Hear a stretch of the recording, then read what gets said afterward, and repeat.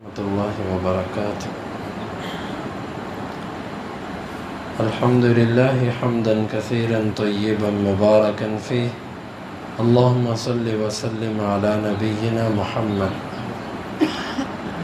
باب مداومۃ النساء الجرحى فی الغزو، یہ باب ہے غزوے میں عورتوں کا زخمیوں کو دوا دارو کا انتظام کرنا۔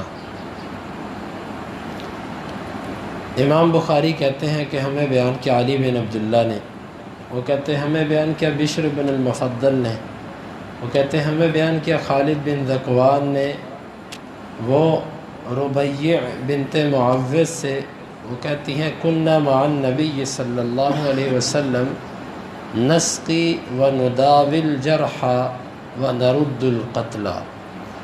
ہم اللہ کے نبی صلی اللہ علیہ وسلم کے ساتھ تھے، ہم پانی پلاتی تھیں اور ہم مرہم پٹی کرتی تھی زخمیوں کو، اور جو مقتولین تھے ان کو واپس مدینے کی طرف بھیج رہی تھیں۔ باب رد النساء الجرحى والقتلى، یہ باب ہے عورتوں کا زخمیوں کو اور مقتولین کو دوسری جگہ منتقل کرنے کے بارے میں۔ امام بخاری کہتے ہیں کہ ہمیں بیان کیا مسدد نے، وہ کہتے ہیں ہمیں بیان کیا بشر بن المفضل نے، وہ خالد بن ذکوان سے، وہ ربیع بنت معوذ سے، وہ کہتی ہیں کہ کننا نغزو مع النبی صلی اللہ علیہ وسلم، اللہ کے نبی صلی اللہ علیہ وسلم کے ساتھ غزوہ کیا کرتے تھے، فنسقی القوم ونخدمهم ونرد القتلى والجرحى الى المدینہ، ہم قوم کو پانی پلاتی تھی اور ان کی خدمت کرتی تھی اور مقتولین اور زخمیوں کو مدینے منتقل کرتی تھی۔ امام بخاری رحمہ اللہ کی مراد اور حدیث سے اخذ ہونے والے کچھ مسائل۔ امام بخاری رحمہ اللہ کی مراد یہ ہے کہ عورتیں جہاد کے ساتھ مجاہدین کے ساتھ ضرور جائیں گی، لیکن عملی طور پر لڑائی میں حصہ نہیں لیں گی، بلکہ لڑائی میں حصہ لینے والوں کی جو ضروریات ہیں ان کو پورا کریں گی، پانی لا کر دینا، کھانا پکانا، اور اگر کوئی زخمی ہو جائے تو اس کے لیے مرہم پٹی کرنا، اور جو شہید ہو جائے اس کو میدان معرکہ سے اٹھا کر دوسری جگہ منتقل کرنا یا اس کو مدینے بھیجنا، یہ عورتوں کا کام ہے جہاد کے میدان میں، لڑائی میں شرکت ان کا کام نہیں ہے۔ یہ ہے امام بخاری رحمہ اللہ کی مراد۔ اب اس حدیث سے یہ بات سمجھ آتی ہے کہ ضرورت کے تحت عورت کسی مرد کو مجبوری کے تحت مرہم پٹی یا دوا دارو ایسا انتظام کر سکتی ہے، اور خاص طور پر مجبوری سے مراد وہ کیفیت ہے جب مرد میسر نہ ہو، کیونکہ جو جہاد کا میدان ہوتا ہے اس میں تمام مرد لڑائی میں مشغول ہیں۔ اگر مردوں کو لڑائی سے ہٹا کر ان کاموں پہ لگایا جائے کہ تم مردوں کو پٹی کرو، مرہم لگاؤ اور ان کو پانی پلاؤ، ان کو کھانا لا کر دو، تو ایک بہت بڑی جہاد میں افرادی قوت کے اندر کمی آئے گی۔ تو اس غرض سے ایسے موقع پر عورتوں کو خدمت کے لیے رکھا گیا،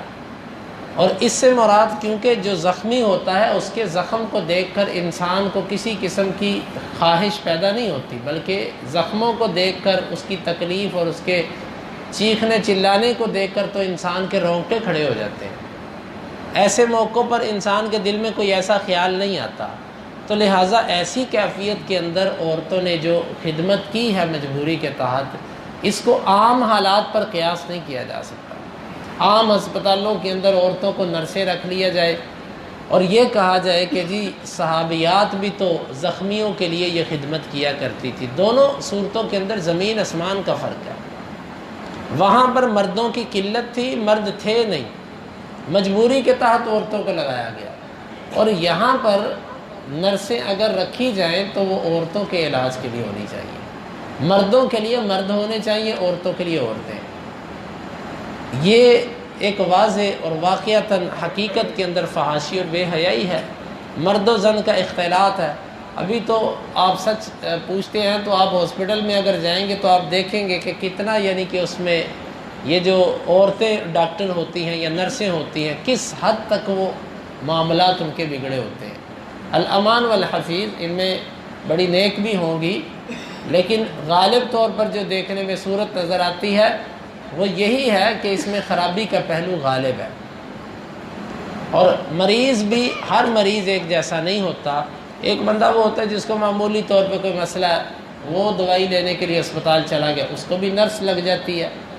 اور ایک وہ ہے کہ جو واقعتاً ایسا بیمار ہے کہ جس کو اپنا پتہ ہی نہیں ہے، اس کو بھی نرس لگی ہوئی ہے۔ تو یہ بہرحال ایک برائی ہے، ایک غلط رستہ ہے، یہ بند ہونا چاہیے۔ مردوں کے علاج کے لیے مرد اور عورتوں کے علاج کے لیے عورتیں ہونی، یہ صرف جنگ کے میدان میں تو ثابت ہے عورتوں کے لیے یہ کرنا، لیکن اس کے علاوہ عام زندگی کے اندر کبھی ثابت نہیں ہے کہ کوئی صحابی اس کے علاج کے لیے کوئی نرس آئی ہو یا کوئی عورت آئی ہو اس کا علاج کرنے کے لیے۔ تو بہرحال یہاں سے جو لوگ استدلال کرتے ہیں یہ غلط ہے۔ باب نزع السهم من البدن،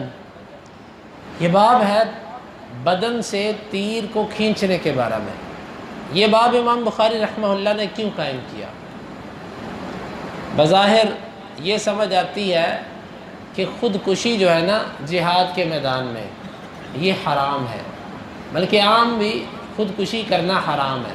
اگر کوئی خودکشی کرتا ہے تو اس کے بارے میں شریعت کا حکم یہ ہے کہ معزز لوگ اس کے جنازے میں شرکت نہ کریں۔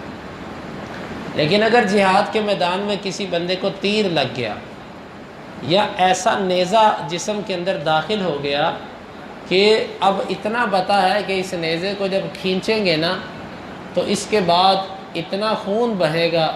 اور ایسی کیفیت ہوگی کہ بچنا مشکل ہے، تو امام بخاری رحمہ اللہ بتانا چاہتے ہیں کہ ان دونوں صورتوں کے اندر فرق ہوتا ہے۔ اپنے آپ کو قتل کرنا یہ اور چیز ہے، اور لگے ہوئے تیر کو نکالنا، اگرچہ اس کے نکالنے کے بعد انسان کی موت کا امکان غالب ہی ہو، یہ اور چیز ہے،